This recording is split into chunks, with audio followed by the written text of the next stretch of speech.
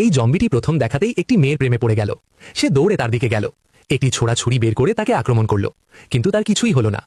মেয়েটি পুরোপুরি ভেঙে পড়লে জম্বিটি আর তাকে আক্রমণ করল না, বরং সে নিজের রক্ত তার মুখে মাখিয়ে দিল। এতে তার গন্ধ ঢেকে গেল, আর বাকি জম্বিরা তাকে আর গন্ধে চিনতে পারল না।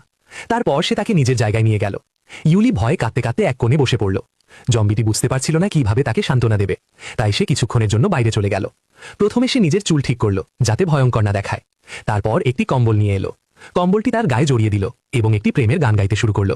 ইউলি বুঝতে পারল এই জম্বিটি অন্য জম্বিদের মতো নয়। সে তাকে খাবার খেতে সাহায্য করতে বলল। এটা শুনে ইউলি তাকে বিশ্বাস করল। জম্বিটি খুশি হয়ে সঙ্গে সঙ্গে চলে গেল। যাওয়ার সময় ইউলি ভাবল এটাই পালানোর একমাত্র সুযোগ, কিন্তু সে বেশি দূর যেতে পারল না। একদল জম্বি তাকে ঘিরে ফেলল, যেন সে এখনো জীবিত মানুষ। ইউলি একটি বিমানের নিচে লুকিয়ে পড়ল। ঠিক তখনই সেই জম্বিটি তার পেছনে এসে পৌঁছালো। সে রাগ করল না, বরং তাকে শান্ত করল। তারপর তার গায়েও নিজের গন্ধ মাখিয়ে দিল এবং ইউলিকে জম্বির মতো হাঁটতে শেখালো। এভাবেই তারা দুজন ককপিটে পৌঁছালো। জম্বিটি যে খাবার এনেছিল ইউলি সেগুলো সব তার সামনে বের করলো। সে একটি বিয়ারের বোতলও দেখালো, যেন সেটা কোনো ধনরত্ন। এতে ইউলির ভয় কমে গেল এবং সে তার নাম জানতে চাইল। এরপর তারা বন্ধু হয়ে গেল। বিমানবন্দরে দাড়ি দৌড়ানো, গান শোনা আর একসঙ্গে খেলা এসবই হয়ে উঠল তাদের প্রতিদিনের কাজ।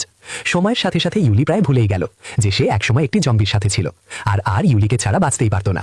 ঘুমের মধ্যেও সে তার দিকে তাকিয়ে থাকত। কিন্তু একদিন হঠাৎ ইউলি হারিয়ে গেল, আর যখন তাকে খুঁজে পাওয়া গেল একদল জম্বি তাকে ঘিরে রেখেছিল আর তাকে বাঁচাতে ছুটে এলো। আর ঠিক তখনই আরেকটি ভয়ঙ্কর জম্বি সামনে এসে দাঁড়ালো। কঙ্কাল জম্বিরা তাদের ওপর ঝাঁপিয়ে পড়ল, আর ইউলির হাত ধরে দুজনেই দৌড়াতে শুরু করলো। বাইরে বের হতেই তিনটি কঙ্কাল জম্বি তাদের পথ আটকে দাঁড়ালো। সেই মুহূর্তে আরের বন্ধুরা এসে পৌঁছালো, আর আরও জম্বি জড়ো হতে লাগলো। তখন কেউ আরের হাত ধরে ফেলল। এই একটি কাজ পুরো দলকে নাড়া দিয়ে দিল এবং তারা দুজনকে যেতে দিল।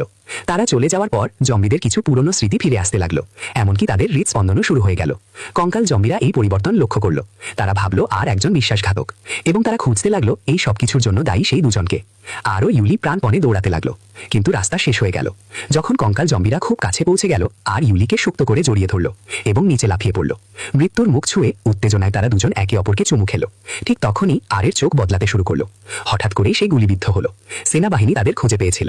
ইউলি সঙ্গে সঙ্গে আরের সামনে দাঁড়ালো তাকে বাঁচাতে। আর তখনই সে বুঝতে পারল একটি ভয়ঙ্কর সত্য। আরের শরীর থেকে রক্ত বের হচ্ছিল। সে আর জম্বি ছিল না।